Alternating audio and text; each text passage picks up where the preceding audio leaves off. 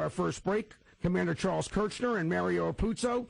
Good evening, gentlemen, and how is your fight against tyranny and liberty? Good evening, Les. Good evening to your listeners. Hey. Good evening, Les. This is Commander Kerchner. Glad to have you back, gentlemen.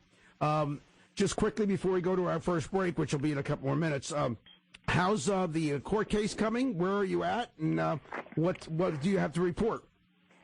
The court case is going quite well. We are in the U.S. Supreme Court. We have filed our petition for a writ of certiorari.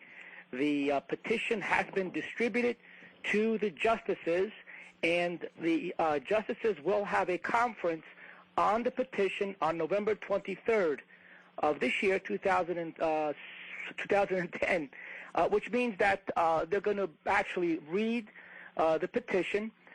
There has been no opposition filed by the defendants. They've waived their right to do that, and the court will decide whether or not they're going to grant certiorari, which means that they would accept the case on appeal, and then the parties would send in their briefs on the merits, and there would be oral arguments. So the big question here, Les, is will the Supreme Court of the United States of America accept the Kerchner et al. Versus Obama Congress et al. Case for review, which means will the court look at whether or not the plaintiffs have standing in the lower courts, whether they have a right to bring this case, which again implicates the underlying issues, which are: has Obama conclusively proven he's a citizen of the United States?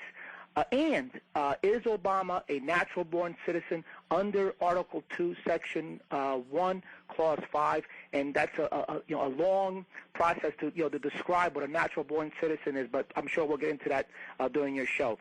Thank you. Oh, no problem, Commander Kerchner. What do you believe will be the time frame of this going to be for a ruling? Well, it's scheduled for a conference on the 23rd. At that point, I think Mario will be more experienced about what would happen, but there would be a schedule set up by the Supreme Court for briefs to be filed, and a tentative oral hearing date would be set up. But if Mario can correct me, but likely till we got the oral arguments, it would be maybe in the spring of 2011. Mario, is that correct? Yeah, well, it's hard to say because of the nature of this issue. We're talking about whether or not the sitting president, I call him the putative sitting president, whether he's legitimate or not. They could do it on an expedited basis, on a national security basis, yeah. Yeah, so we really don't know, but basically what Commander Kerchner is saying is correct, generally speaking, but we just don't know because of this case. Well, I wish you the best of luck. I know that you've been at this for almost a couple of years now, and it's a long, hard battle to try and see if we still have a country that still abides by the rule of law. And I feel that if the Supreme Court will not hear this case, we are in big trouble. You're listening to the Les Naiman Show on 970 WGTK, and I'm not sure if we're coming up to a break or not. I do not hear any music. So, there it is. Okay. Well, when I hear that music, I know it's time to do some business here. So give us a call at 571-0970. That's 571-0970.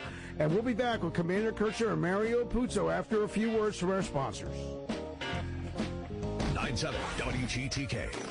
Never visited the Thai Cafe? Then you've missed out on one of the very best restaurants in Louisville. Shavante Snow has been creating original Thai cuisine that will delight your palate at the Thai Cafe for over 16 years. The Thai Cafe in Holiday Manor Shopping Center on Brownsboro Road. Open for lunch Monday through Friday, 11:30 a.m. to 2:30 p.m. And dinner Monday through Thursday, 5 to 9:30 p.m. And Fridays and Saturdays, 5 to 10 p.m. The Thai Cafe. Don't deny yourself any longer. There's no place like home. There's no place like home. Dorothy knows, and so do you. There's no place like your own home. A place you can feel safe and comfortable. And comfort during the heat and humidity of spring and summer months in our Ohio Valley means taking care of your home's air conditioner. Make sure you're ready for hot weather. Call Bryant Heating and Cooling now to take advantage of the air conditioner preventative maintenance check and clean for only $59.95. Let Bryant prolong the life of your equipment, eliminate untimely breakdowns, and lower your utility bills with preventative care for your air conditioner. Call Bryant Heating and Cooling today and schedule your air conditioner preventative care maintenance at 363-2451. Bryant's been family-owned and operated in Louisville since 1941. Bryant Heating and Cooling. We're not comfortable until you are. Call today, 363-2451. That's 363-2451. Fighting liberal lunacy, let's do it together on The Mike Gallagher Show. Weekday mornings at 9 on 970 WGTK. You're listening to the Les Naiman Show on 970 WGTK. This is Les Naiman, and I have with me Mario Apuzzo and Commander Charles Kerchner back for their every other bi-monthly report on what's going on in this case. And what, Mario, what do you... Les, could I just ask if we could put our website out first for the listeners, that they can, right on the homepage of this website, are the 4 questions the Supreme Court's going to consider on the 23rd. Absolutely, sir. Go ahead. It's Apuzzo 1. That's P-U-Z-O, the number 1, .blogspot.com. That's Mario's legal blog. Apuzzo, it's P-U-Z-O, the number 1, .blogspot.com. And right at the top post there is, of course, your show announcement, but in that are the 4 questions the Supremes are being asked to address. An additional website is www.protectourliberty.org, www.protectourliberty.org, which is a special site I run to raise support and funding for this lawsuit. So if your listeners care to try to help us financially, they could go to protectourliberty.org, O-U-R-liberty.org, and make a donation. We certainly would appreciate it. Thank you, Les.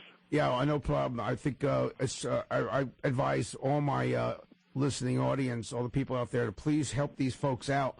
These are the courageous individuals around the country that are fighting to try and get the truth out about the president and about whether we are still a country of law, a country of rule of law, and a country that follows the Constitution. Mario's working pro bono on this, but still the out-of-pocket costs are thousands and thousands and thousands of dollars to take this to the Supreme Court. So we need the help of the people. Well, I want to take a caller first. Jack, you're on the Les Naiman Show. Do you have a question for my guests? First of all, I want to thank Mr. Apuzzo and plaintiff for bringing this case. I had a question. I realize his case is different than the previous Orly Tate's case and the D'Onofrio cases and the Alan Keyes case, and I happen to think that the current Mr. Apuzzo's case is a great case and great theory. But my question is that in view of like what Judge David O. Carter did out in California last year on one of Orly Tate's cases with Alan Keyes, where the judge took a 180 and really to not find the case even to go forward. Obviously, there was political pressure there, and the administration couldn't let any judge anywhere let a case through. I'm wondering that in view of the recent election, where the Republicans have gained control of the House of Representatives, that something can be tied in with one of these new House members to get this thing out in the open now, because on the Orly Tate's cases, I mean, the judge just obviously was under so much pressure, and what makes them think they won't be under pressure now to do things? The only difference being now that there's Republicans in the Congress. Well, let me just tell you what happened in that case. I guess the attorney on that case, who is now, I believe, in the administration, who took Anita Dunn's place, I think was the husband of Anita Dunn, in fact. I forgot his name. It's either Bennett or... Robert Bauer. Bauer, that's correct. He had one of his clerks, or somebody who worked in his office, went to work for Judge Carter about a month before that ruling came down. Yes, I'm aware of that. I'm aware of what happened. I was following that closely. And as a matter of fact, to tell you the truth, I couldn't even see a way that Judge Carter could get out of the case. And the fact that he did shows what kind of political pressure must have been put on Judge Carter, because all the case had to do is, in like your case, get to the first base. Yeah. That's all it had to do, and the judge wouldn't let him do it. And how that judge, you're right, he had a clerk from the same law firm that was representing Obama, became Judge Carter's clerk. Yeah. Go ahead, Charles. Well,